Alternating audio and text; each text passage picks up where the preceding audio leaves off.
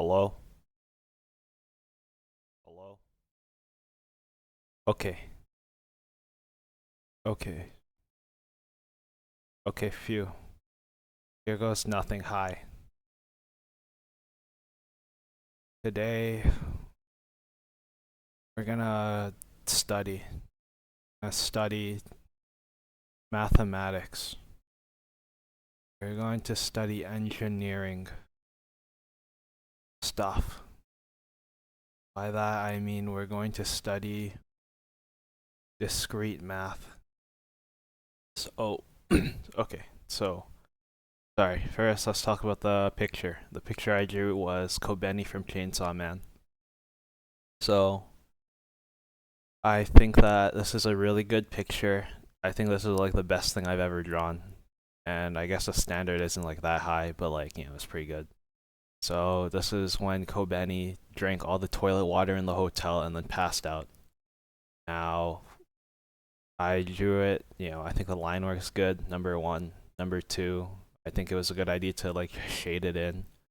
Number three, I think I captured her expression really well, except that her eyes are a little bit unaligned if you look really closely.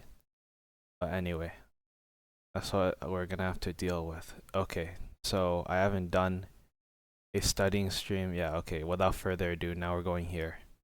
Okay, I haven't done a studying stream in like a long time because I hate going to school. So yeah, but now I think I need to pull my life back together and look, we have a little Pomodoro timer in the thing, in the corner.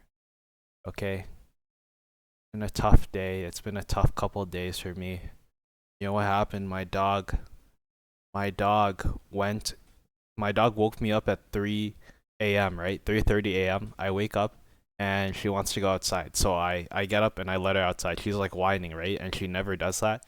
So I go to like go see what's wrong. I let her outside, and then she goes and does whatever, right? And then she comes downstairs, and when she comes downstairs, or not all the time, but usually I can tell that she's gonna throw up, right? So I thought she was gonna throw up, so I let her into my bathroom, and instead of throwing up, she literally goes and she takes a shit all over in three different places. One in my shower, one in on the floor, and one like literally on the carpet. So, you know, I'm really mad, and obviously I have to go like clean it up, right? But I'm like, okay, whatever, I'll leave it for later. So I go sleep until 11:30, and then I wake up, I remember, oh crap, I have to clean up her poop. And then I do all that. And I clean up. I was scared that there were going to be like a ton of insects like all over it, but like, there weren't any because it's winter. But if it was summer, I probably would have been in trouble. Okay. But anyway, we're going to study discrete mathematics. Did I already say that? Okay, let's get started, I guess. And here I have like a good setup now. I can like, hold on. I can do like this. I can like the camera is like right down there, so I can just like the control, what is it? Control up and down makes that happen. Okay, so anyway, I'm gonna reset the Pomodoro timer, and now I can get started. Okay, ready? So we're gonna look at the beginning of the textbook first. So discrete mathematics is like some, I don't know. I don't even know what it is. Okay, that's why I'm on chapter 0. We're gonna figure it out. So I don't really have to read this to you, right? You guys can figure it out. Defining, well, I guess I am. Defining discrete mathematics is hard because defining mathematics is hard. What is mathematics? The study of numbers? Okay, and you also study all this random stuff. And perhaps you want to say mathematics is a collection of tools that allow you to solve problems. What sort of problems? Okay, those involve numbers, functions, lines, triangles, whatever your conception of what mathematics is, try applying the concept of discrete to it. So, what does discrete mean? I don't know. In an algebra or calculus class, you might have found a particular number, maybe the set of this textbook, obviously you can see it, right? It's discrete.openmathbooks.org. So you can like open it up and read along with me if you want. If you want to do that. Discrete math could still ask about the range of a function. So considering the function which gives the number of children of each person reading this, what's the range? I'm guessing it's something like 0, 1, 2, 3, 4. Like for me, it's 0. I don't have any kids, luckily. Maybe 4 is in there too, but I'm certain that nobody reading this has 1.324179 children. Wrong. Actually, I do. I don't. This output set is discrete because the elements are separate. This input to the function also form a discrete set because each input is an individual person. So maybe I should like think about what this means before I just start like randomly reading. So it's like if you have 0, 1, 2, 3, 4, that's a set, right? But if you have like some kind of decimal children, nobody has 3.5 children unless you're like really messed up and you cut one in half. So those are like two different things, which means it's discrete. Okay, well, anyway, I guess we can go here. One way to get a feel for the subject is to consider the type of problems you solve in discrete math. Here are a few simple examples. The most popular mathematician is throwing a party for all of his friends. As a way to kick things off, they each decide that everybody should shake hands. Assuming all 10 people at the party shake hands with every other person exactly one time, how many handshakes take place? Okay, you know what? I was already reading this textbook, but like, why don't we actually like think about it here? And now I can like pull out my paper. So let's say there are 10 guys, right? 1, 2, 3, 4, 5, 6, 7, 8, 9, 10. Is that right? Each of these is one guy. Let's say this guy is me. This guy is silly guy 99. Okay? And he shakes hands with all of these people. How many handshakes just took place? That would be 9, right? Because I didn't shake hands with myself. Let's say this guy is an imposter. This is silly guy 100. Why is this guy copying me? So he shakes hands with everybody too, but he already shook hands with silly guy 99. So it should be 8 people. Okay, let's get silly guy 101. Silly guy 101 already shook hands with silly guy 99 and silly guy 100. So that means he should have shook hands with all 7 people, then 6, then 5, then 4, then 3, then 2. But wait, hold on. Am I stupid or something? Wait, let me think. Because if it goes all the way down to silly guy, what is this, 109? Silly guy 109 already shook hands with everybody. So does that mean it's not that 0 handshakes took place, but it's that he already did that. So wouldn't that mean that every person shook hands 9 times already? Because this isn't 8 times. Or did silly guy 99 already take the handshake of silly guy 100? Hold on. Christ. I can't even answer the first question. Because they can't shake hands again. 8, okay, then 8, 7, 6, 5, 4. Because this guy over here, silly guy 101, 102, and 103. They're all copying me.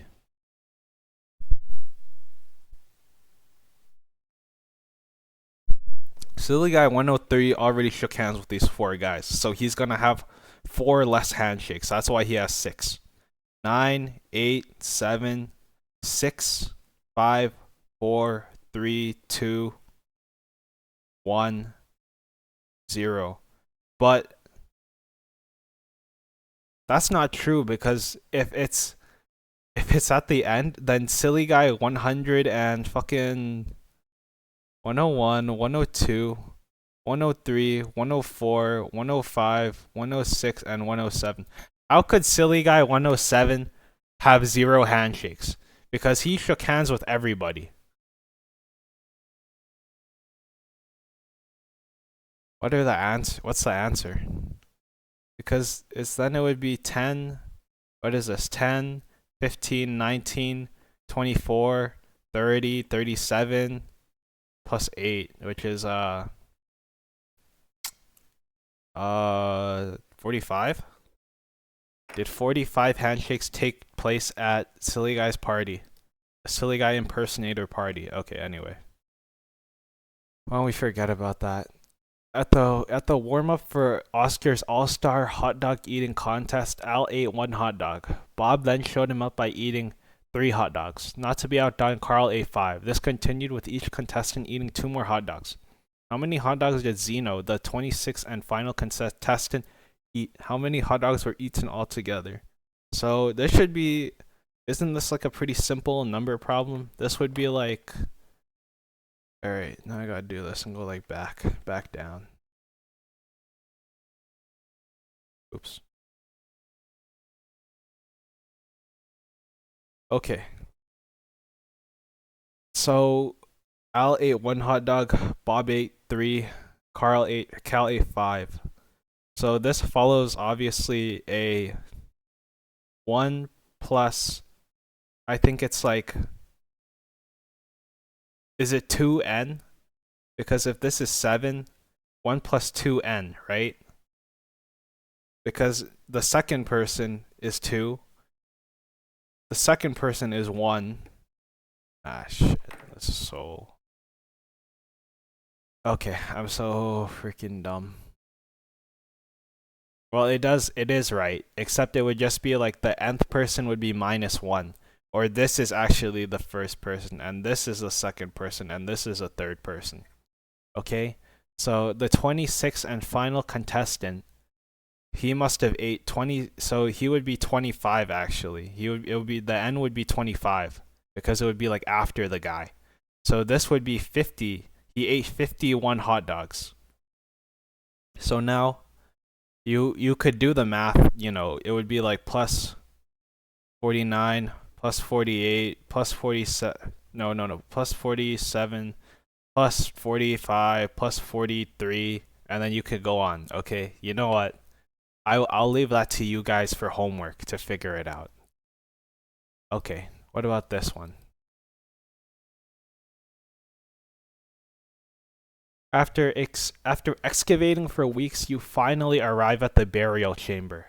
The room is empty except for 2 large chests.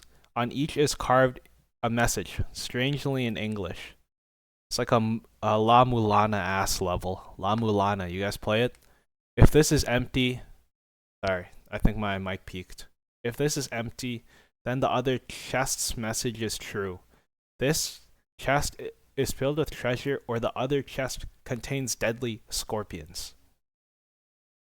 Which, you know exactly one of these messages is true. What should you do? So, let's think about it.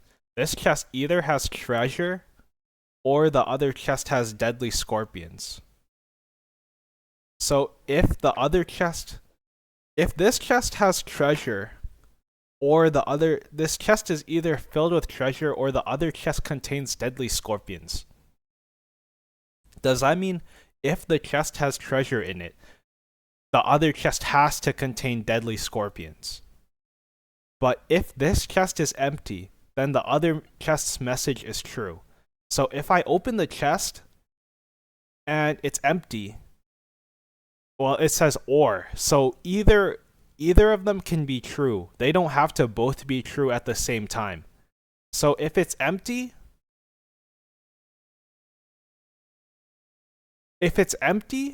then the other chest could also be empty. If the other chest has deadly scorpions, then it actually doesn't mean that the other chest is empty, or that the other chest is empty. So here's like the two. Okay, so this is like the whole thing about fucking thingy. It's like a truth table. So let's say, here, why don't I draw, since I'm a great drawer.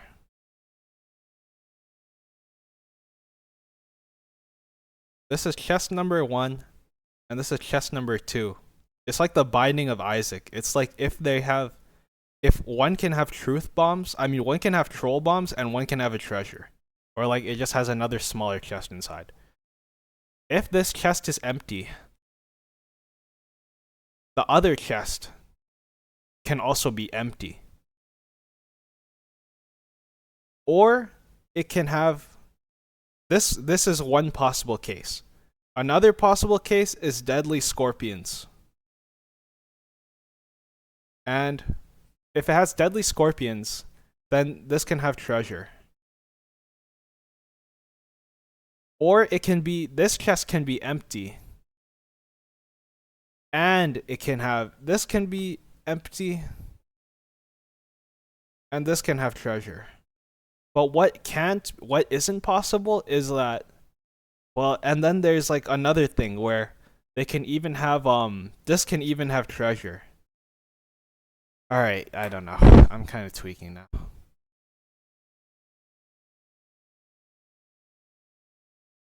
Okay. This is stupid. I'm not gonna answer this question. You know, whatever. One reason is difficult. Discrete math is a very broad subject which encapsulates a large number of subjects. In this course, we will study four main topics: combinatorics, sequences, symbol logic, and graph theory. However, there are other topics that belong under the discrete umbrella, including computer science, abstract algebra, number theory, game theory, probability, and geometry. Some of these, particularly the last two, have both discrete and non-discrete variants. Ultimately, the best way is to do it. Okay, ready? Ready to have fun? Well, I guess we're gonna have to like go here, I guess. Or maybe I should have gone to this. I already read that part though. It's not that important. Okay. O2. Mathematical statements. Investigate. While walking through a fictional forest, you encounter three trolls guarding a bridge. Either is a knight who always tells the truth or a knave who always lie. The trolls will not let you pass unless you correctly identify as either a knight or a knave. This is like a problem in Nier Replicant. You guys play Nier Replicant. If you didn't, go watch my fucking VODs. That was like the first series I streamed. Shameless plug. Okay. Troll 1. If I am a knave, then there are exactly two knights here. So, okay. Troll 2. Troll 1 is lying. Troll 3. Either we are all knaves or at least one of us is a knight. So, I think that Troll 3 is telling the truth. But actually, he could be wrong as well because because if there were two knaves, well, at least one of us is a knight means that all three of them can be knights or all three of them can be knaves.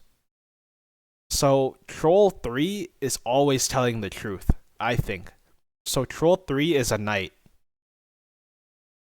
Is my analysis. Like he's guaranteed to be a knight unless he's lying. Well, he could be lying.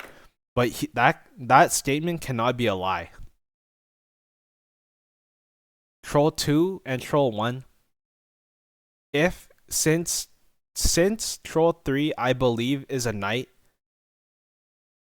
then if Troll 1 is a knave and there are exactly two knights here, and Troll 1 says that he's lying, that means that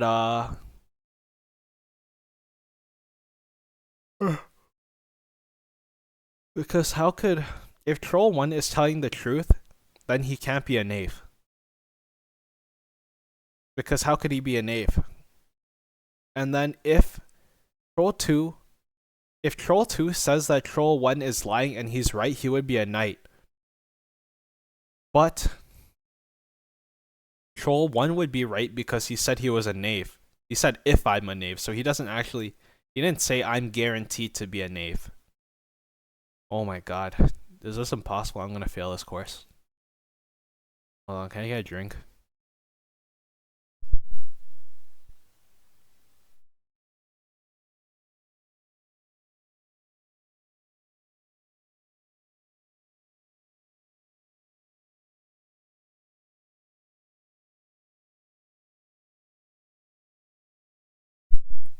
Okay, hello? Okay, if he's a knave, then there are two knights here, or troll 1 is lying. So if troll 2 was telling the truth, which he can be, then troll 2 is a knave. Holy crap. But if there were exactly two knights here, and troll 1 is a knave, then troll 1 would actually be a knight. So my theory is that troll 1 is a knight because he is not lying, and troll 2 is a knave because troll 1 would not be lying. And that makes troll 3. Troll 3 is always right. In order to do mathematics, we must talk and write about mathematics. Perhaps your experience will blah blah blah. Hold on.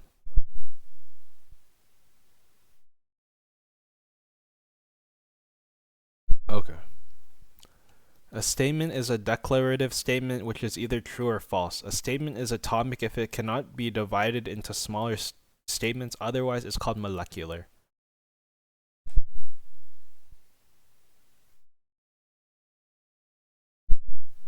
These are statements, in fact atomic statements. Telephone numbers in the USA have 10 digits. The moon is made of cheese. 42 is a perfect square. Every even number greater than 2 can be expressed as a sum of 2 primes. 3 plus 7 equals 12. Well, I mean, how can 3 plus 7 equal 12? But you can't divide the numbers. But actually, you can't you? 3 plus 7 equals 3 plus 3 plus 3 plus 3. You can divide it like that. Is that what they mean? And these are not statements. Would you like some cake? Yeah, I would. Chocolate cake for me. I really love the chocolate ice cream cake from Baskin Robbins. Anyway, a sum of two squares. 1 plus 3 plus 5 plus 7 plus 2n equals plus 1. Go in your room. I'm already in my room. 3 plus x equals 12. The reason the sentence 3 plus x equals 12 is not a statement is because that it contains a variable. Depending on what x is, a statement's either true or false, but right now it's neither. Oh my god, that's so boring, I'm yawning. One way to make this... Hold on. It's fucking garbage can. Away. Okay. You could capture the pre-variable by quantifying over it.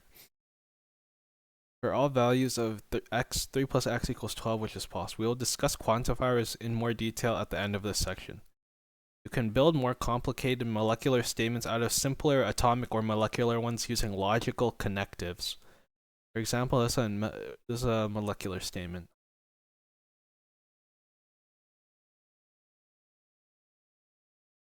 Telephone numbers in the US have 10 digits and 42 is a perfect square. Note we can break this down into two smaller statements. The two shorter statements are connected by an and. We will consider 5 connectives. And Sam is a man and Chris is a woman, or Sam is a man or Chris is a woman.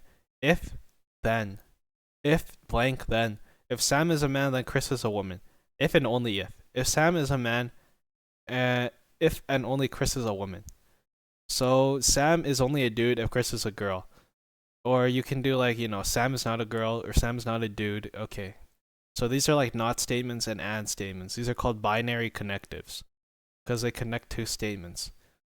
While not is an example of an unary connective as it applies to a single statement. These molecular statements are of course still statements, so they must be either true or false. Hold on, I gotta go. Hold on. I gotta go like wipe my face. Sorry.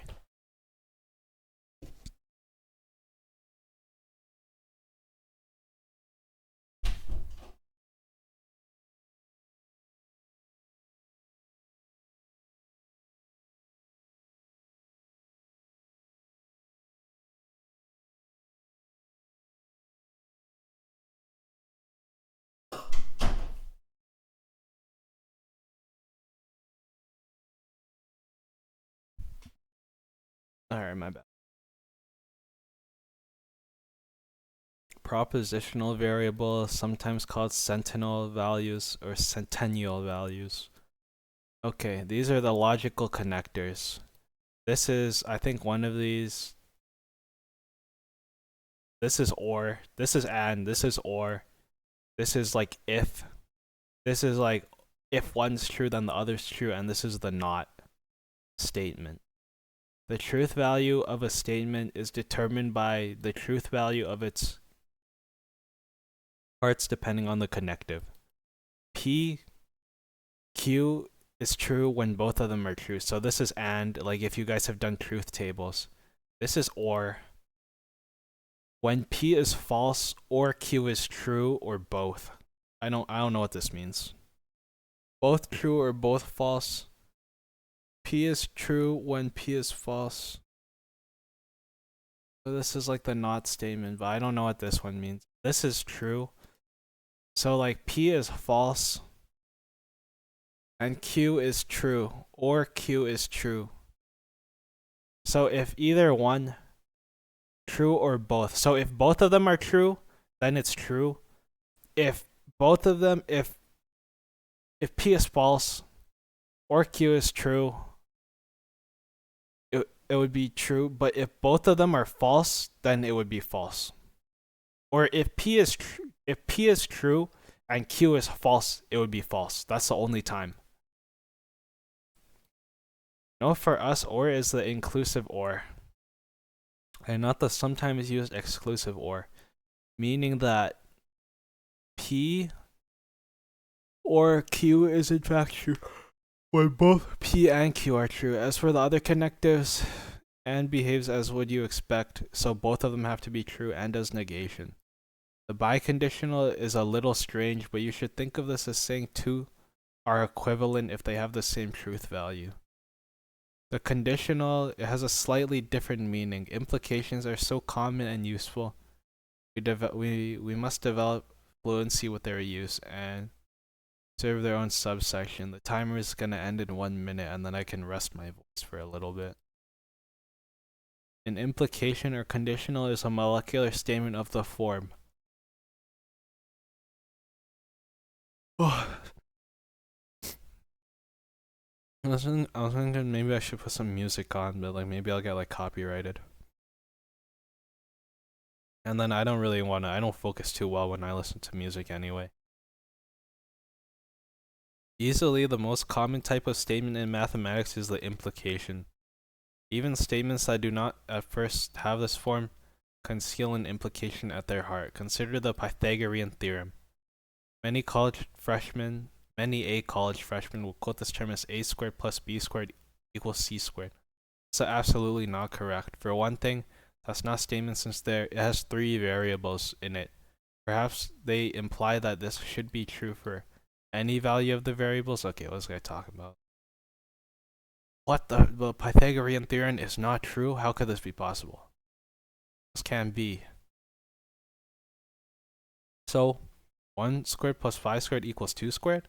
Oh, that's wrong.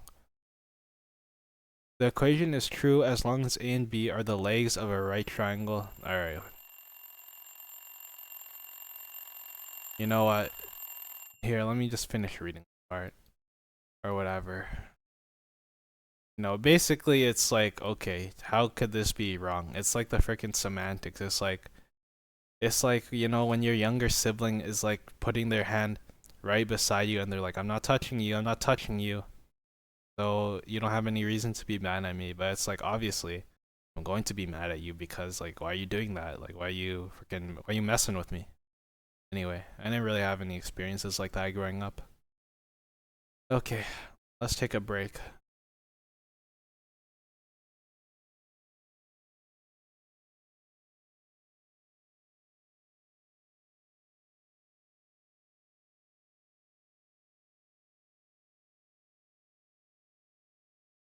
Let's just take a break for a little bit. Hold on, my timer. Try to see.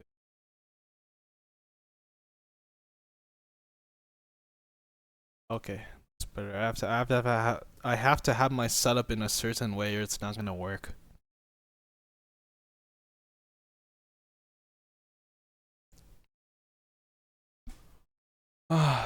So, is a Pomodoro timer even like a good idea? Because it's like, I don't know. On the break, it's like, what do you even do? I don't even have anything I can play. Like, should I be like fidgeting or something? Here, I have this like toy. Want to see it? Hi, opossums. How are you doing? Yeah, long time no see. Sorry, I didn't stream for a long time because I was like, well, I guess, I don't know. I was feeling pretty sad, I guess. But, how are you doing? How are you doing today? Today, I'm studying again. I have to do like a bunch of studying streams. And, you know, in the corner, I have a little timer. And today we're learning about discrete math. So it's like, I don't know. It's like that. That's how it is. But yeah, anyway, I just said I was sad. You know, I'm alright now. So I like do more studying. I'm sad because I had to go back to school. Just like most people.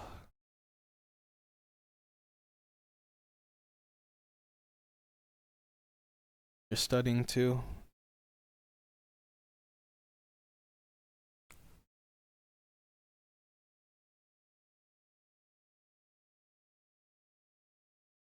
Glad I'm better.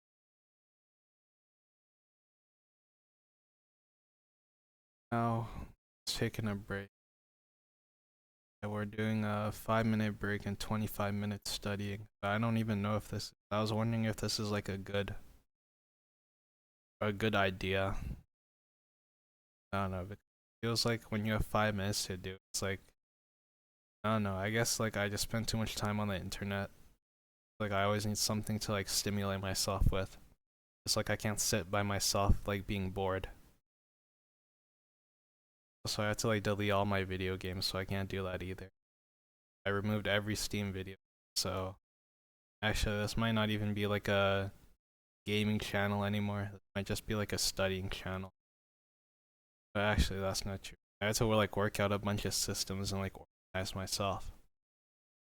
So now I have to. My goal is to like meet a weekly streaming quota. I have to stream for like 18. I have to stream for 18 hours of studying per week. If I want to have fun, or like if I'm to be allowed to have fun or like play or relax or whatever. Because I guess I wasn't putting like the work in.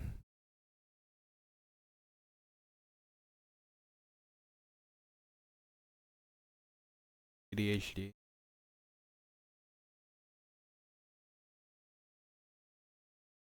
I don't know if I would say that I have.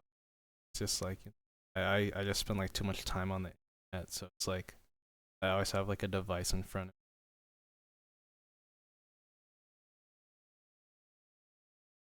And like, well, that's kind of why I'm like streaming my homework, because like if I don't, then I'm just gonna get distracted again. So that's kind of like my reason. Break ends in like 7 seconds.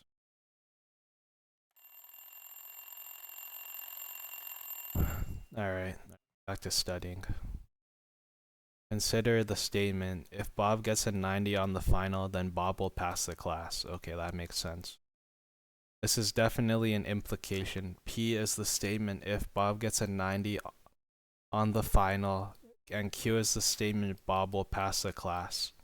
Suppose I made that statement to Bob. In what circumstance would it be fair to call me a liar? What if Bob really did get a 90 on the final and he did pass the class? Then I have not lied. So if Bob got a 90 and then he failed, would he be a liar? Oh, and he did pass the class. What if Bob got a 90 on the final and he did not pass the class, then he lied?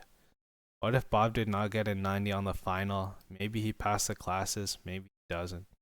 I lie in either case. In these last two cases, P was false, and the statement P if Q, like I think that means P if Q. So like if Bob got a 90, then he would pass the course. but Bob didn't get a 90, but it could still be true.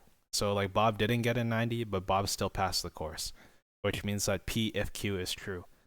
In the first case, Q was true, so is P if Q. So P if Q is true when either P is false or Q is true.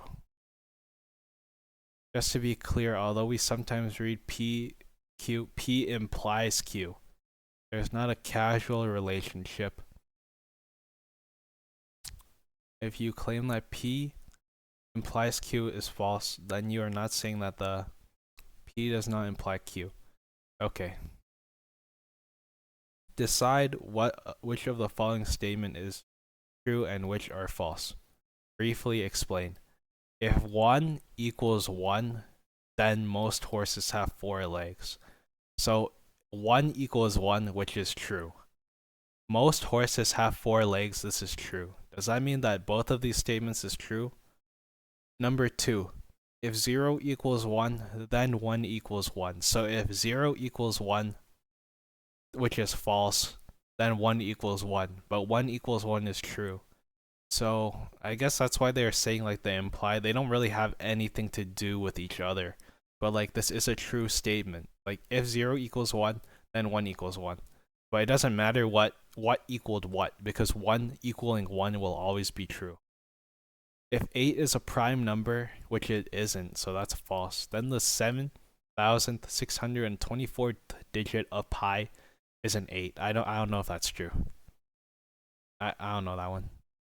If the 7,624th digit of pi is an 8, then 2 plus 2 equals 4.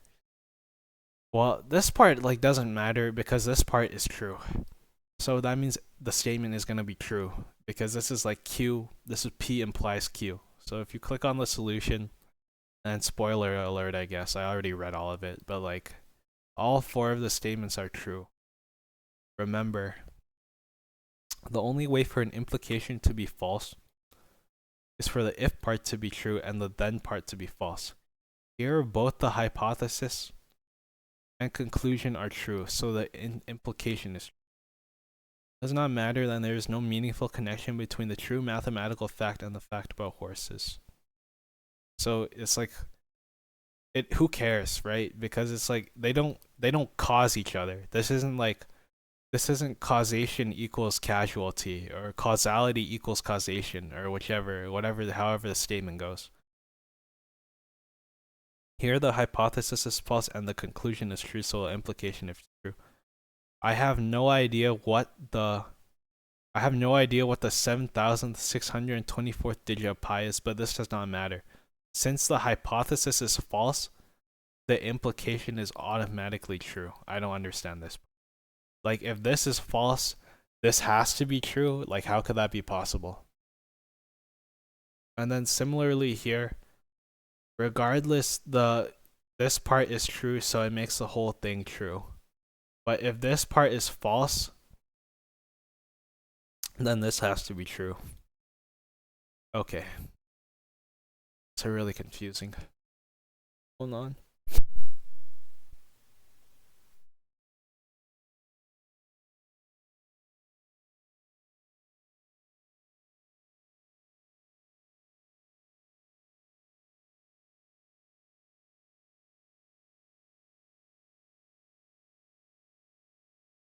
Okay.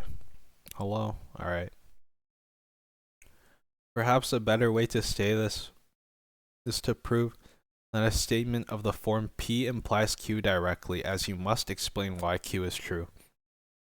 But you get to assume P is true first. After all, you only care about whether Q is true in that case that P is as well. There are other techniques to prove statements, implication, and others that we will encounter throughout our studies, and new proof techniques are discovered all the time. Direct proof is the easiest and elegant style of proof, and the advantage of that such a problem often does is a great job of explaining why the statement is true. Proof. If two numbers a and b are even, then their sum a plus b is even. So, alright, why don't I try proving that, even though it's pretty simple. I guess the problem is like I always get like the idea that I know more than I really do. So I should be humble and equals like C and prove that this is going to be even. So 2 plus 2 equals 4. So how they would do it is both of them have to be true. No, but it's not, it doesn't have to be true because if two numbers A and B are even, then their sum A plus B is even. So this is P implies Q, right? But it's like, what if you did 1 plus 1? Those are two odd numbers, but they also add up to be even. So it's not exactly true. Or like, it's not exactly, it's like there are plenty of different, okay, whatever. Suppose that the numbers A and B are even. This means that A equals 2k and B equals 2j for some integer k and j. The sum means that A plus B equals 2k plus 2j equals 2k plus j. Since k plus j is an integer, that means that A plus B is even. QED. What does that mean? Kel Altium Dorium or something like that. I remember my teacher told me it just like, it's like, okay, therefore it's true. Notice that since we got to assume the hypothesis of the implication, we immediately have a place to start. The proof proceeds essentially by repeating and asking and answering what does this mean. Eventually we conclude that it means the conclusion. Oh, sorry, I didn't. Oops, I forgot to I forgot to do that. This sort of argument shows up outside of math as well. If you ever found yourself starting an argument with hypothetically, let's assume, and you have attempted a direct proof of your desired conclusion. An implication is a way of expressing a relationship between two statements. Okay, wait, I need to see how long this timer is. I don't have to meet my quota of 6 hours. This is a 2-hour timer. I don't have to meet my quota of 6 hours today, but like I'm supposed to because if I stream for 18 hours, then that means that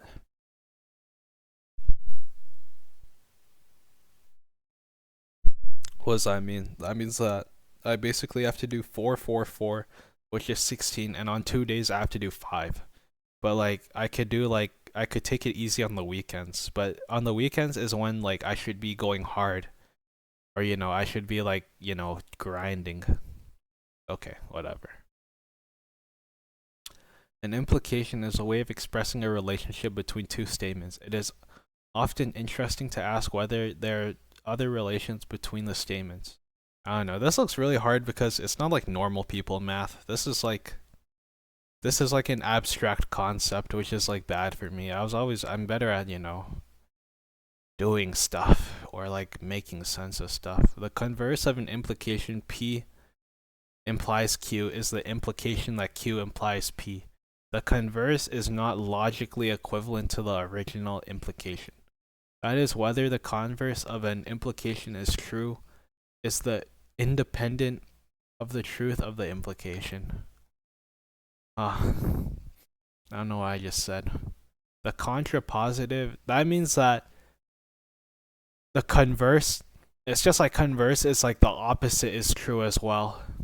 But that doesn't make sense all the time. The contrapositive is, that's like, okay, let's think of an example. If I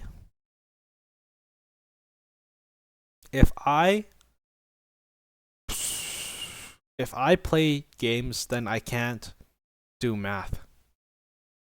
But the other thing, the opposite is if I don't do math, then I can't play games, or I can play games. Okay, no, that's not how it works. Okay. I skip it.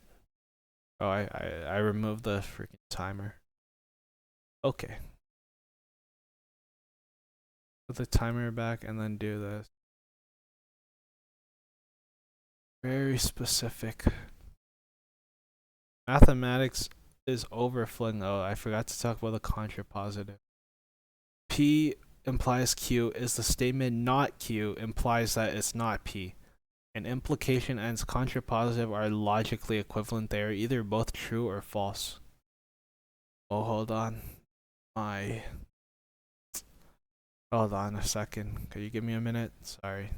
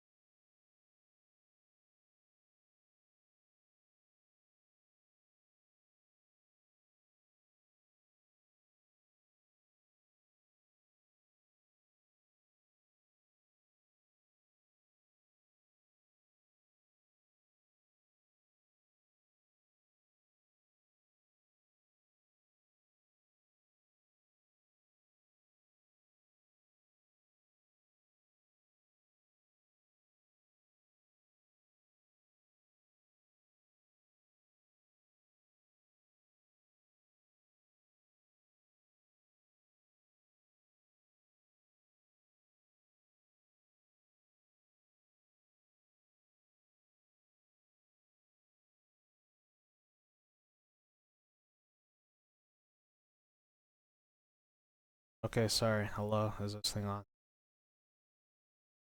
Okay. Mathematics is overflowing with examples of true implications which have a false converse. Is if a number greater than 2 prime, then that number is odd. However, just because a number is odd does not mean it is prime. If a shape is square, then it's a rectangle, but it's false that if a shape is a rectangle, then it is a square. However, sometimes the converse of true statements is also true. For example, the Pythagorean theorem has a true converse: a squared plus b squared equals c squared. Then the triangle with sides a, b, and c is a right triangle. Whenever you encounter an implication in mathematics, it is always reasonable to ask whether the converse is true. The contrapositive, on the other hand, always has the same truth value as its original implication. This can be very helpful in deciding whether an implication is true. Often, it is easier to analyze the contrapositive. Okay. True or false? If you draw any 9 playing cards from a regular deck, then you will have at least 3 cards all of the same suit. Is this converse true? Is the converse true? So if you have any 3 cards If you have 3 cards at least of all of the same suit, then you drew 9 playing cards. I don't think either of these are true, because if you draw any 9 playing cards, it's not going to be true that you're going to have at least 3 cards of all the same suit. You could have like you could draw 9 like aces. I mean, you could draw 9 spades, or you could draw 9 hearts. You could draw 9 whatever. Like, it might be that the chances are high, but it doesn't mean it's true. If you have at least 3 cards of all of the same suit, then you drew 9 playing. I think it's false. It's true. Okay, well, you know what? That's stupid. If you don't have at least 3 cards of the same suit, then you don't have 9 cards. It's easier to see why this is true. You can at most have 2 cards of each of the same suits for a total of 8 cards or fewer. The converse. Oh, I didn't even think about that. If you drew 9, how could you have 3 of all of the same suit? Because then you would have to draw 12. If you have at least 3 cards of the same suit, then you have 9 cards. You could have 3 spades and nothing else. To demonstrate the converse is false, you provided an example where the hypothesis is true. You do have 3 cards of the same suit, but where the conclusion is false, you do not have 9 cards. Okay, I'm still confused. Honestly, that's pretty bad that I'm reading it and like I don't even get it. And you know what? This is like literally chapter 0. There is like, what the hell? Chapter 0. It's taking me like an hour already. Pretty bad. But anyway, that's how it works. So I had to stream for 18 hours. Okay. Understanding converse and contrapositives can help understand implications and their truth values. Suppose I tell Sue she gets a 93% on her final, then she'll get a 90. She'll get an A in the class. Okay. What can you conclude in the following class? Sue gets a 93 on her final. Sue gets an A in her class. Sue does not get a 93 in her final. Sue does not get an A in the class.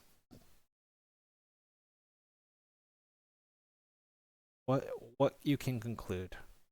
I can conclude that Sue got a 93 on her final, I think, which is 1. Actually, is it a trick question? Because you can't conclude any of these. 1. Oh, you were supposed to. Oh, what if okay, turn it off. Okay, if Sue gets a 93 on her final, then she gets an A in her class. So Sue gets an A. If Sue gets an A in the class, that means she got 93% on her final. If Sue does not get a 93 in her final, she doesn't get an A on her class. She doesn't get an A on her in her class. But you know what? What if you think a little bit? Because I guess they want you to be like nitpicky. So what if Sue got a 94%? Does that mean she wouldn't get an A? That's not true. That means she would get an A. So you can't actually conclude that, kind of. Or like, what if Sue does not get an A in her class? Then she got less than 93%. But that's like a nitpicky way. Because, okay, if Sue doesn't get 93 on her final, she didn't get an A. So let's look now. We have P implies Q and P. So Q follows. Sue gets an A. You cannot conclude anything. Sue could have gotten the A because she does extra credit, for example. So this is like literally like, it's just like this is like random stuff. Okay, like what if the professor just felt like giving her an A, or he like rounded her up? Like, what? Does that mean I can't conclude anything? Notice that we do know that if Sue gets an A, then she gets a 93 in her final. Then the converse of the original, that is the converse of the original equation. So it might or might not be true. The contrapositive of the converse is P implies Q. So if P is false, then it implies that Q is false. which states that if Sue does not get a 93, then she will not get an A.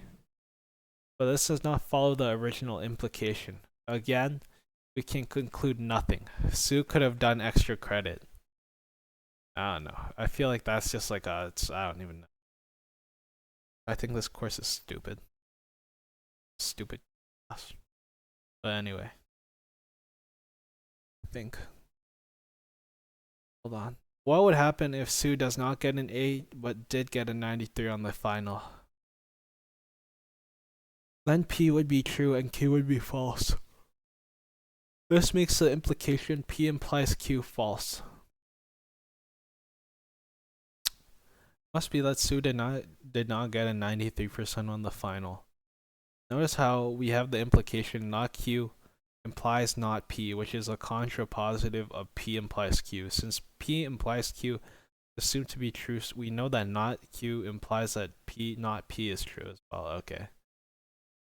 I'm starting to get really confused now. I need a second. I guess it's like I'm reading it and then I'm not even like listening or something like that. Like bad. But it's like, how can you listen to something when you don't even know it? As we said above, an implication is not logically equivalent to its converse, but it is possible that the implication and its converse is true. When both P implies Q and Q implies P are true, we say that they're equivalent and write P, I think this is by something, by conditional. If and only if P is Q is logically equivalent to P implies Q or Q implies P, which means that I think at the start it meant that both of them are true or both of them are false. Given that an integer n, it is true that n is even if and only if n squared is even. Then, that is, if n is even, then n squared is even, as well as the converse. If n squared is even, then n is even. Okay, so let's say this, like 2. Let's say n squared is 4. Then n is even, which is 2. Let's say that it's 3. 3 squared is 9. No. 4 squared 16, 5 squared. What about 7? 49. What about 9? 81. What about 10? 100. Okay, it might be true. Unless, I don't know. Unless there is a number that is not. Okay.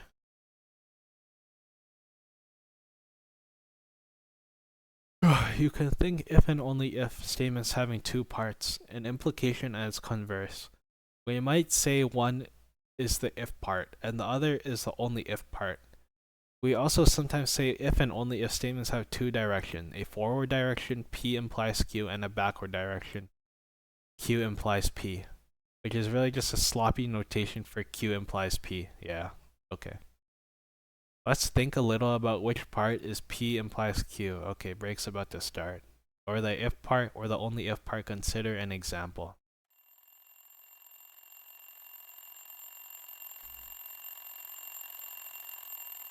Okay. Let's break. Let me just I don't know. I don't even know.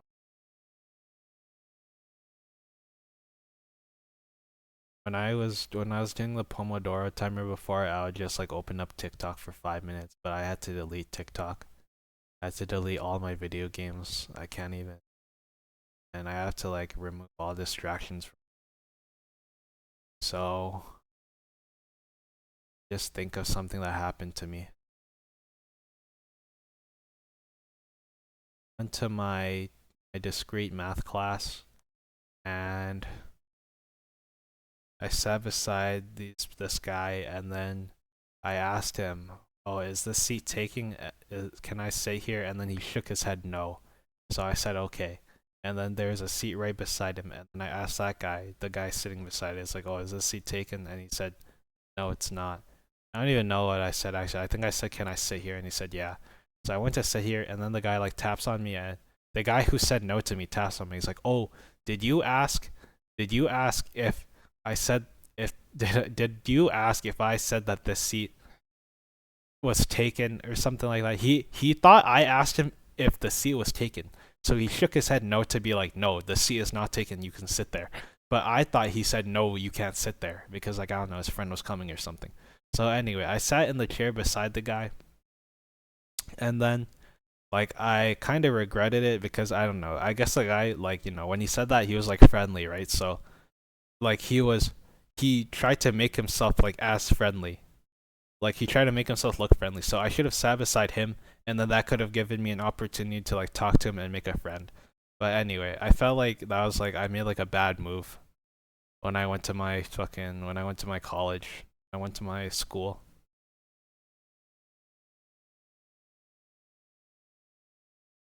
I have no idea what's happening in your math class. Hate graphing. Yeah. Well, you gotta learn if you're never gonna use it.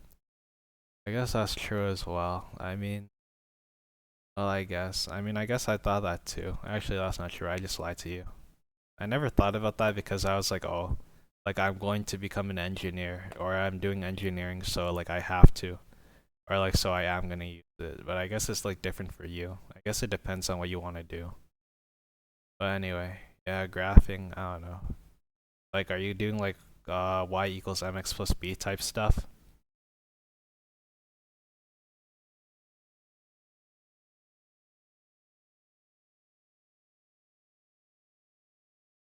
But anyway, so you're way past that. Yeah. Okay. All right. Well, it's pretty tough. Is it like you have to find the stretching, like, and like when you move the curve, or like when you have a parabola and then you're like, oh, it went like 5 units to the right, or it went 5 units up and down. Oh, multiplicity. So it's like when you multiply something by what is it? It's like the stretching and the compressing of the graph, right? That's what it is. Okay, I'm trying to remember what I did in high school. Yeah, that was a pretty annoying one. I thought that was annoying too. You know what? Yeah, actually, you're right. I'd never use that in high school, or I never used that in university.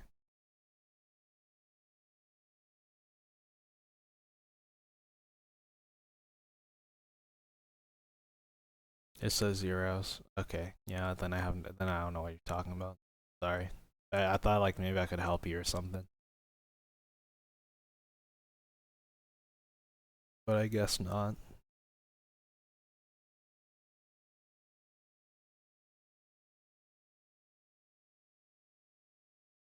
You're like listening to me while you do your homework. Is it like I don't know.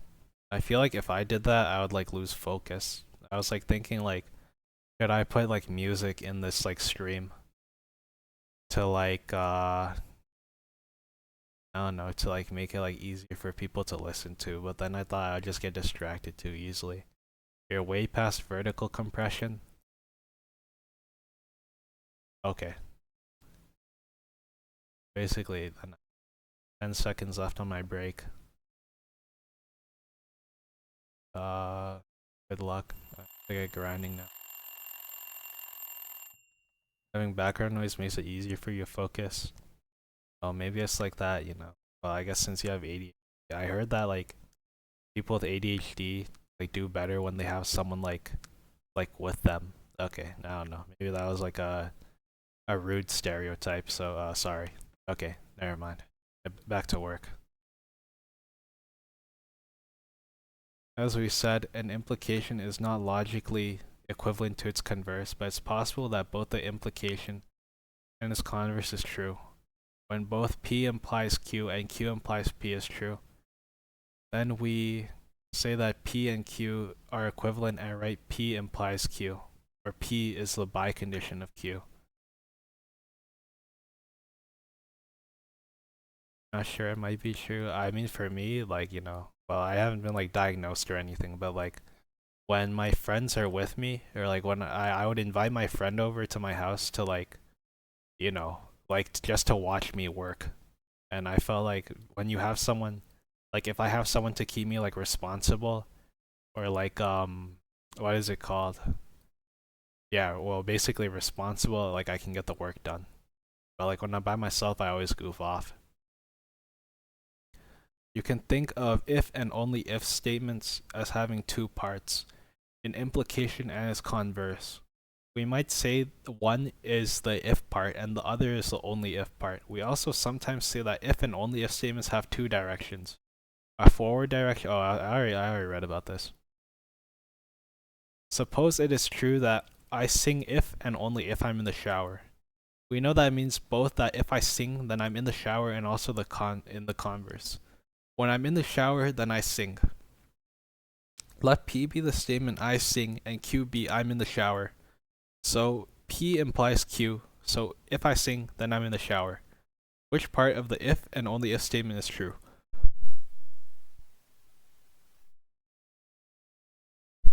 Okay.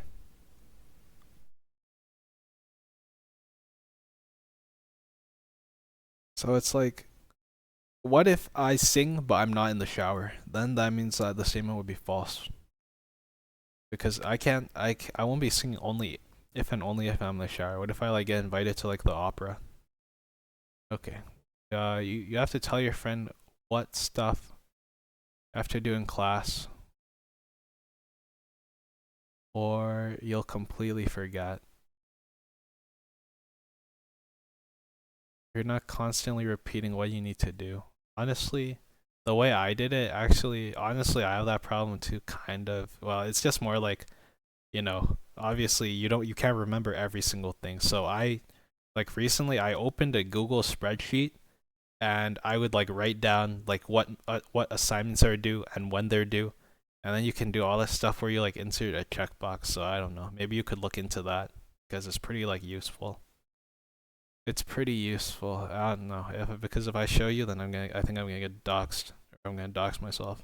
So anyway, good luck with that, or you can just keep using your friend. You can keep asking your friend to do that. It's not terribly important to know which part is the if and only if part, but this does illustrate something very, very important. There are many ways to state an implication. Rephrase the implication. If I dream, then I am asleep in as many different ways as possible. Then do the same for the converse. If I dream, then I'm asleep. If I'm not dreaming, then I'm not asleep. If I am dreaming, well, it doesn't always have to be true that if you're not dreaming, then you're asleep. Or if I am dreaming, then I am not asleep. Can that be true? That can't be true because, well, it can be true because like daydreaming is a thing too. This is not even math anymore. If I'm sleeping, then I'm dreaming. That's not always true. Like sometimes you have dreams, you sleep and then you don't have dreams. I had a dream where last night where there was a guy and he like became like a pharaoh or something, and then he like blew up the whole desert, and he started like he had the staff and he like created these like sphinx statues. It was a really crazy dream. But anyway, I digress. Uh if I'm not dreaming, then I am asleep. Or if I'm not asleep, then I'm not dreaming. Okay, whatever. Open this. Click on that answer. I'm asleep if I dream. I dream only if I'm asleep. In order to dream, I must be asleep. Oh, so that's what they meant to say. To dream, it is necessary that I'm asleep. To be asleep, it is sufficient to dream. I'm not dreaming unless I'm asleep. The following are equivalent to the converse. I dream if I'm asleep. I'm asleep only if I dream. It is necessary that I dream in order to be asleep. It is sufficient that I be asleep in order to dream. If I don't dream, then I'm not asleep. Hold on, let me think. Do the same for the converse. Hopefully, you agree with the above example. We include the necessary and sufficient versions because those are common discussing mathematics. In fact, let's agree once and for all what they mean. Okay, I just got in my head. I have to take a bathroom break. Be right back.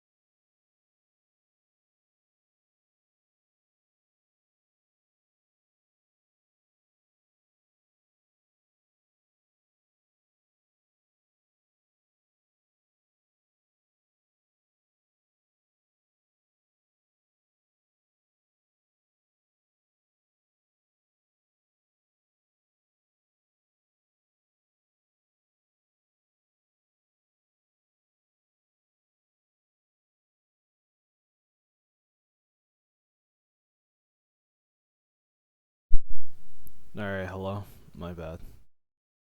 Spent a little longer in there than I wanted to. Open up YouTube, so probably why. Okay, anyway. Hopefully you agree with the above example. We include the necessary and sufficient versions because they are common when discussing mathematics.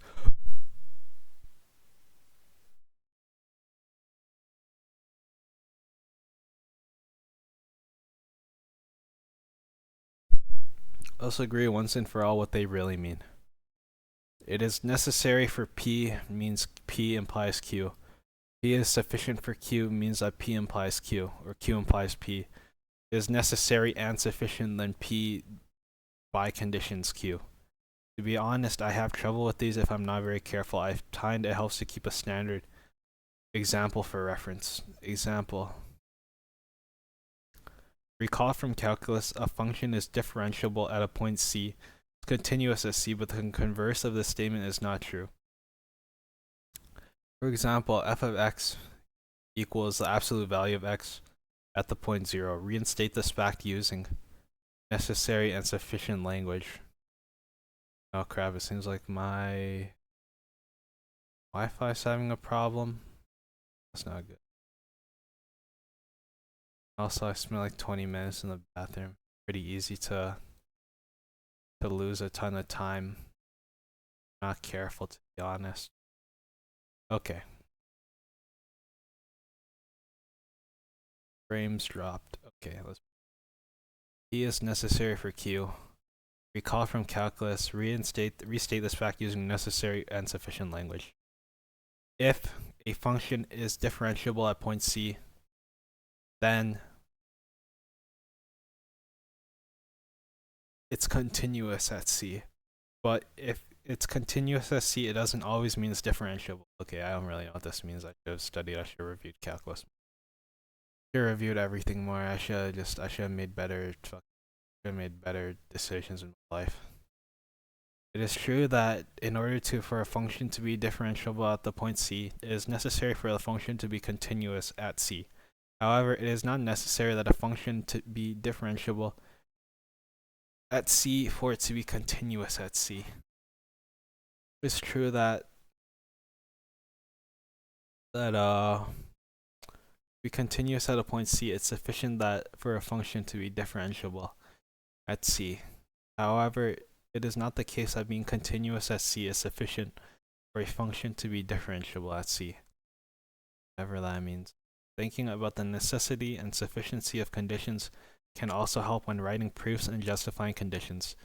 If you want to establish some mathematical fact, it is helpful to think what other facts would be enough, be sufficient to prove your fact. If you have an assumption, think about what must be necessary and what also is necessary if that hypothesis is true. Consider the statements below. Decide whether any are equivalent to each other or whether any imply any others. You can fool people all the time. You can fool people some of the time. You can fool some people. Sometimes you can fool everyone. Decide which are equivalent to each other. You can always fool some people. You can always fool everyone some of the time. You can fool some people all of the time. I think 1 and 3 are equivalent statements. Sometimes you can fool everyone. You can fool everyone some of the time, and 2 and 4 are equivalent. It would be nice to use variables in our mathematical sentences. For example, suppose we wanted to claim that if n is prime, then n plus 7 is not prime. This looks like an implication. I would like to write something else. Pn is not Pn plus 7, which is like, if n is 7, then it follows that. Hold on 1 second. Again, I missed my break anyway.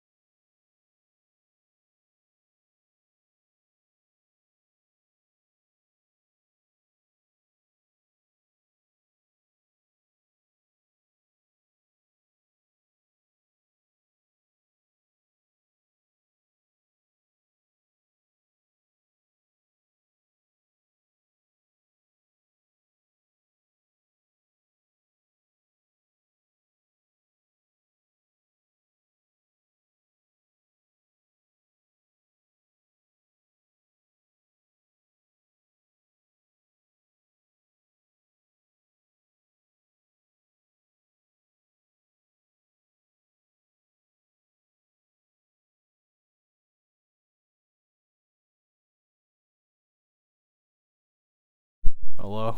Is this thing on? Yeah, it is. Okay. Could do. Actually, could play, if I just took out my camera and played Minesweeper, or like this. Loud. Probably not. Oh, no. Hard. Oh crap. Oop. You know what? Yes. Saw my face in the reflection. Whatever. You know what? Oops. Whatever.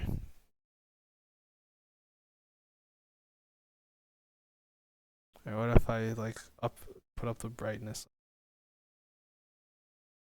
It's okay.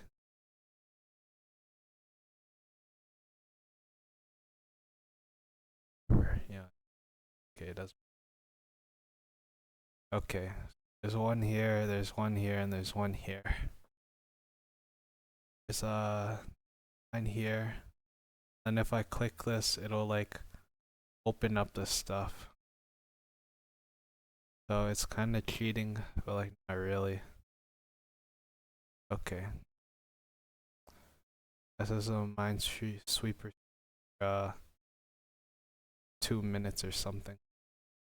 6. 1, 2, 3, 4, 5, 6. Opens. Ad is gonna. Or if I lose, an ad is gonna. 4. To 1. Looking at like my screen, so I don't even. It's just a stupid. I Minesweeper a lot because I don't have any apps to. I don't have any social media on my phone.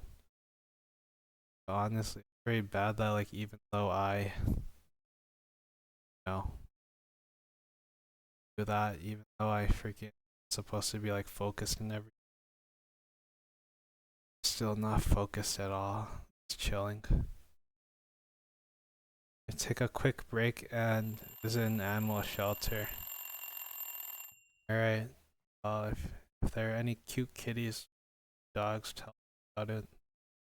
Okay. Well, thanks for stopping by.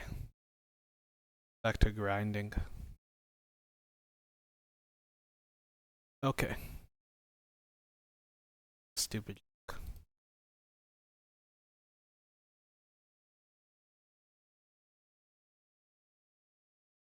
Okay. I should not have taken a break. I did not deserve to take a break. Where Pn means prime, we plug in a specific value for n and we get a statement. Turns out no matter what we plug for n, we get a true implication. Because no matter what this number is, it's gonna be true that this is not this one. Like if it's 7, this isn't gonna be 7, because you add 7 to it. If it's prime, then n plus 7 is not. We need to quantify the variable. Although there are many types of quantifier in English, many, few, most, etc., mathematics are, we for the most part stick to 2, existential, universal.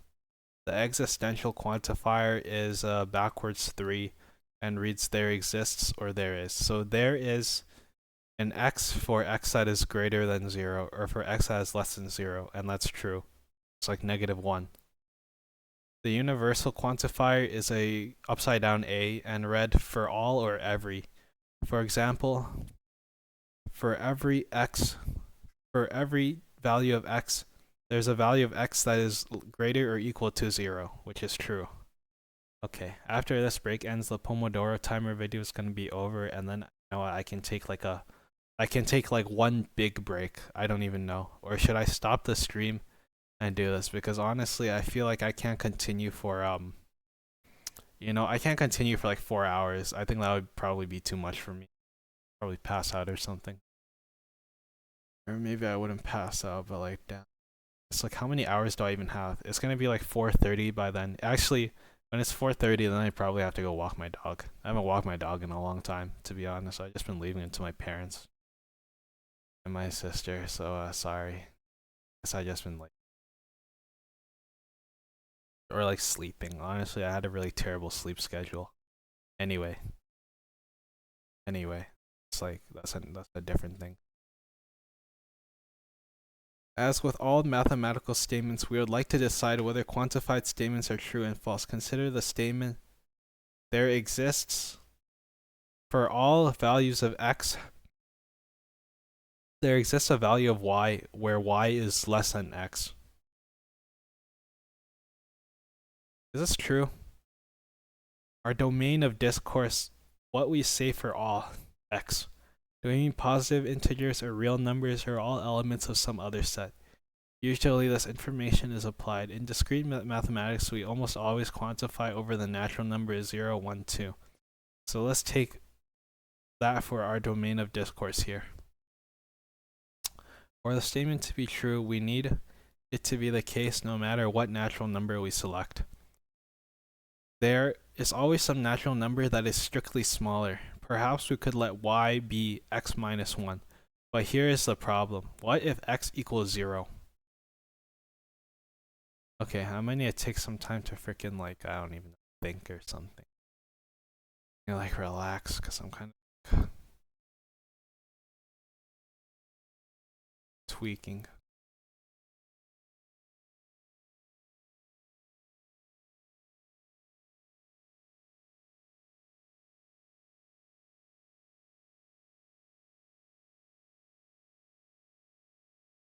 Right? Yep.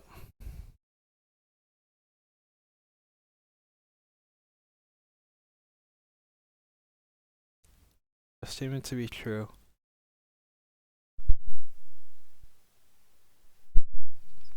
For a statement to be true, we need it to be the case no matter what natural number we select. There is some natural number that is strictly smaller. Perhaps we could let y be x minus 1, but here's the problem. What if x equals 0? And y equals negative 1. Oh, I don't want to walk my dog because it's all wet outside. I forgot. And there's not a number in our domain of discourse. Thus, we see that the statement is false because there's a number which is less than or equal to all other numbers in symbols. So there exists a value of x where y is greater or equal to x.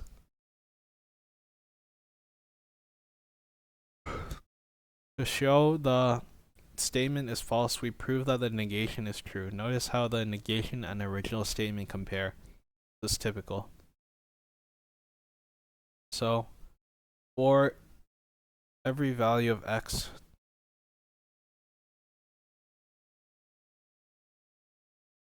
dx is equivalent to there exists a value of x which is the opposite.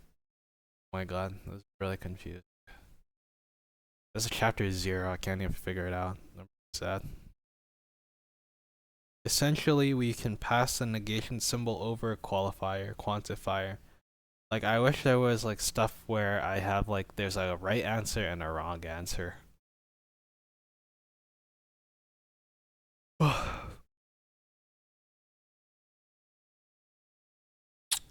Not everything has a property, then something doesn't have that property. There is not something with a property, then everything doesn't have that property. Implicit quantifiers. It is always a good idea to be precise in mathematics. Sometimes, though, we can relax a little bit, as long as we all agree on a convention. An example of such convention is to assume that a sentence containing predicates with free variables are intended as statements where the variables are universally quantified. Also, I got rid of my Pomodoro timer. Sorry, I forgot about that.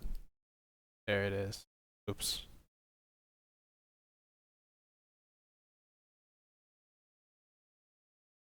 Now I gotta run my Twitch chat. There it is. It's always good to be precise in mathematics. For example, do you believe that if a shape is a square, then it's a rectangle? How can that be true? If it is not a statement. To be a little more precise, we have two predicates, Sx S of x standing for x is a square and R of x standing for x is a rectangle. The sentence we're looking at is x is a square, so it implies that x is a rectangle. So if x is a square, then that means it's a rectangle. That's not exactly true. We all know that what we meant to consider the statement for every value of x there's s of x implies that r of x is a that implies that s of x is a square, implies that r of x is a rectangle. This is what our convention tells us to consider. Similarly, we will often be a bit sloppy about the distinction between a predicate and a statement. We might write P n be the statement n is prime, which is technically incorrect. It is implicit that we mean that we are defining P of n to be a predicate, which for each n becomes a statement n is prime. What did I just say? What just came out of my mouth? Similarly, we will often be a bit sloppy on the distinction between the predicate and the statement. For each statement below, decide whether it's an atomic statement, a molecular statement, and not a statement at all. Customers must wear shoes. Can I click these? No. Can I click this? No, I can't. Okay. Activate.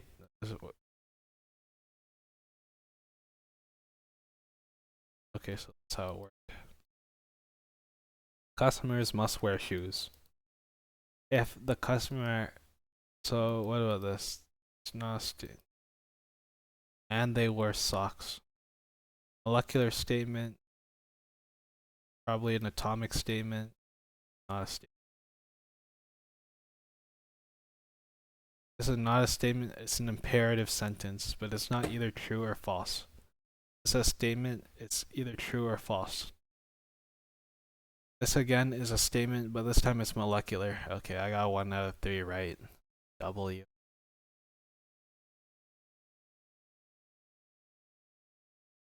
In fact, it's a conjunction. Since you can break it down, it's a molecular statement. Or since it can be broken.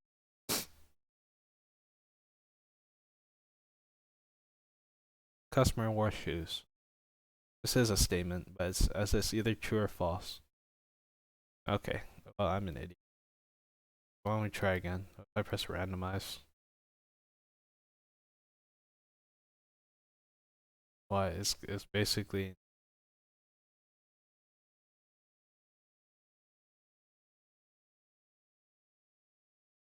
not a statement. This is a. I mean, I literally just did it, but like, whatever. Okay, now I'm right.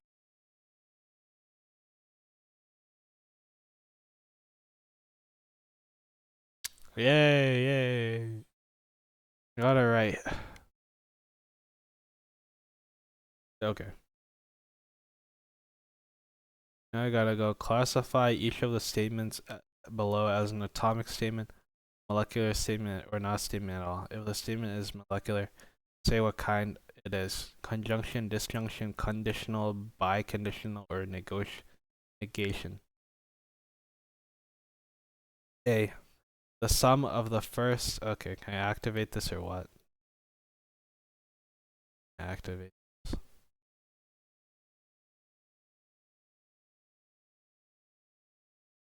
Oh, if I press here. Okay, so those I can't activate these. Talk about these. Okay. The sum of the first 100 odd positive integers. This is just like I don't know, this is just like a random ass. This is not even a statement. The sum of this is like a fucking run-on sentence. Everybody needs somebody sometime. This is the lyrics to a song. I don't think this is a statement. The Broncos will win the Super Bowl or I'll eat my hat. This is a molecular statement. It's a conditional statement because if they win the Super Bowl, they'll eat my hat or I'll eat my hat. Actually, it's a disjunction. So they'll either win the Super Bowl or he'll eat his hat, or he could do, or both could happen.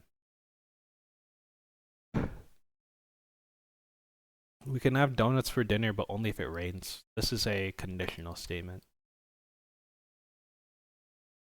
But if it rains, then can they have donuts for dinner? Every natural number greater than 1 is either prime or composite. It's a true statement, I think.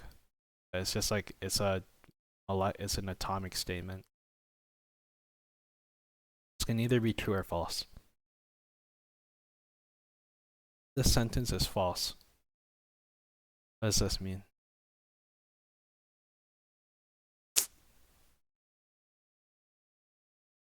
If the sentence is false, then it's true, which means it can't be false. This is like a paradox question, so this is just like a fucking not statement at all. Or it's actually a biconditional, or this is a negation, actually. Suppose P and Q are the statements. P, Jack passed math, Jill passed math. Okay, let me get some water.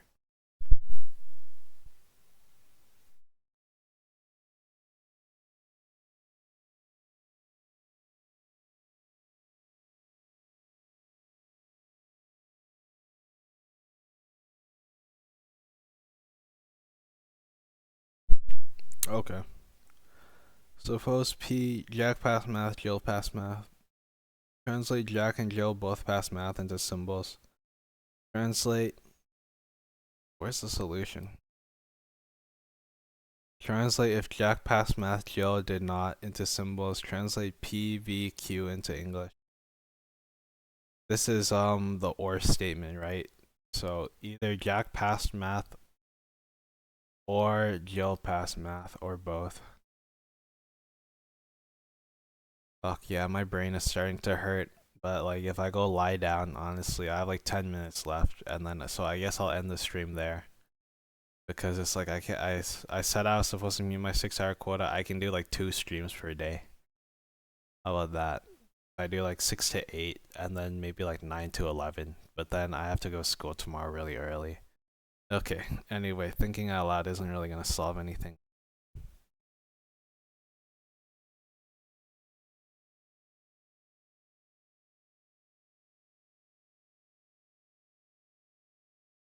This sucks. Ah. I said I was like, oh, I wish that we could get to the part where the homework starts, and then we get to the part where the homework starts, and I'm like, oh my god, I've been lobotomized.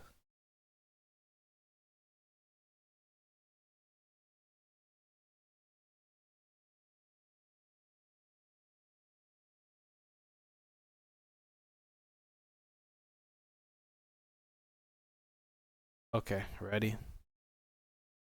Close this. Don't close. Open this. It's down.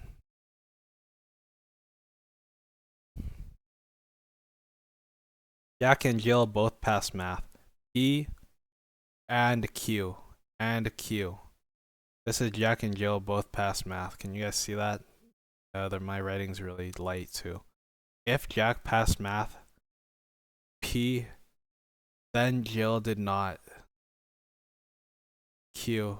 Okay, but actually Q has to imply P at this point. Translate not P or Q implies. So Jack and Jill, both of them, if both of them did not pass, if both Jack and Jill did not pass math, then Jill failed math.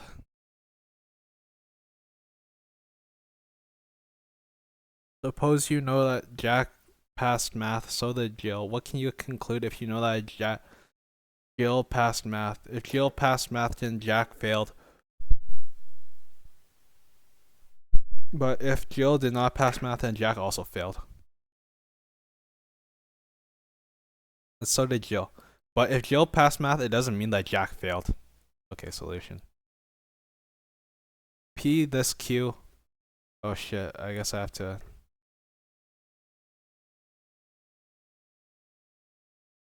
Okay, here are the solutions. So I got A right, I got B wrong. I just did like the opposite way. Jack passed math, or Jill passed math, or both. Oh, I should have wrote that one. Translate this one. If Jack and Jill did not both pass math, then Jill did. Jill failed math. Okay, then I guess I got that one wrong. Nothing else. Jack did not pass math either. Okay, then this is just like stupid. Okay, and now I can finally answer the questions. How many fucking questions are there? There are 20 questions. Okay, my ass is not done.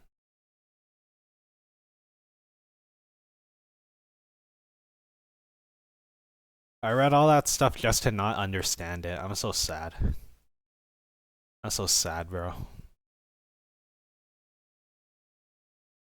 So I'm gonna have to come back and do like this whole chapter again, probably, because it just seems like I don't understand. Determine whether each molecular statement below is true or false. Assume you do not know what my favorite number is, but you do know that 13 is prime. 13 is prime, then 13 is my favorite number. Not enough information. If 13 is my favorite number, then 13 is prime. That's true. If 13 is prime, then 13 is my favorite number. Well, 13 is prime, so it's true. If 13 is not prime, then 13 is my favorite number. This is false, because 13 is not prime, but 13 is prime. 13 is not prime. If it's not prime, then it's his favorite number. It's true. Then that means it is his favorite number. That means that P implies Q. If 13 is his favorite number, then 13 is prime. Well, it doesn't seem like there's enough information there, but 13 is prime. If 13 is prime, this is false. Stupid. Oh, I forgot to open the chat. But 13 is my favorite number, or 13 is prime. It's true. 13 is my favorite number, and 13 is prime. There's not enough information. I don't know what his favorite number is. 7 is my favorite number, and 13 is not prime. I still don't know what his favorite number is. It's false. Or 13 is not my favorite number. 13 is my favorite number, or 13 is not my favorite number. It's true, because either one can be true. Okay, check my response. Okay, dumbass. You know what? What is this? 6 out of 8. 75%. You know what? Pass. Okay. If 13 is... What? Like this? So I got these ones wrong, right? If 13 is prime, then 13 is my favorite number. What? Not enough information? If 13 is not prime, then 13 is my favorite number. Also not enough information? Okay. But it doesn't... True.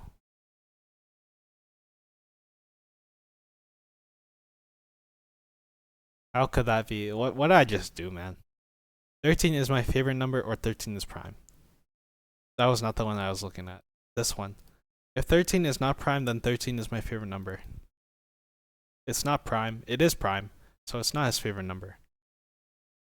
But he doesn't know? Okay. Well. My head's starting to hurt a lot.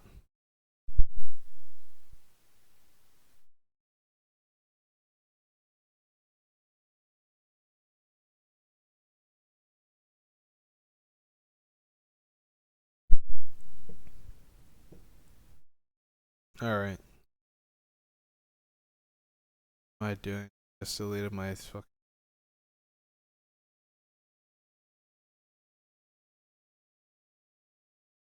There we go.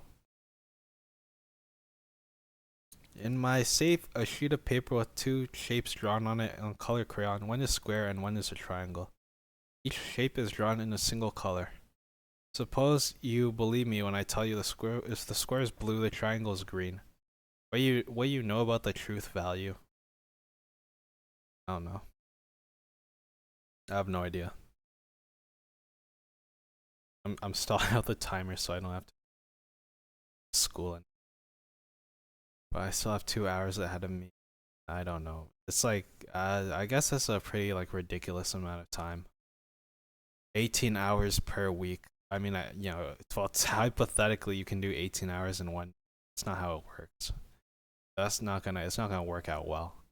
And then I have a class tomorrow. God damn it, man. Oh no, no, no,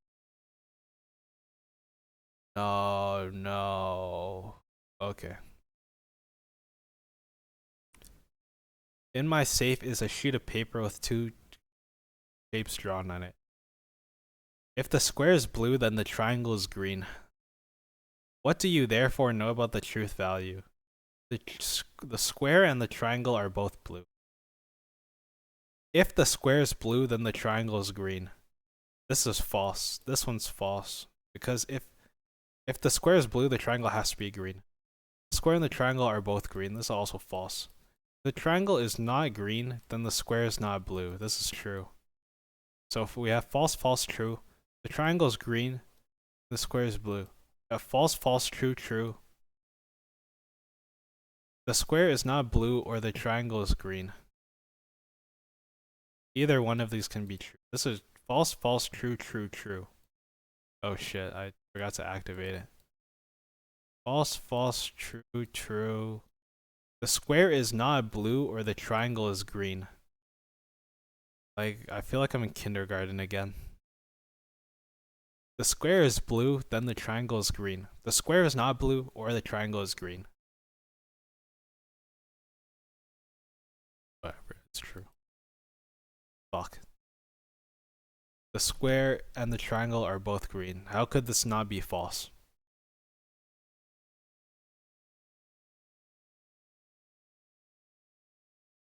This? No. There's not enough information, really.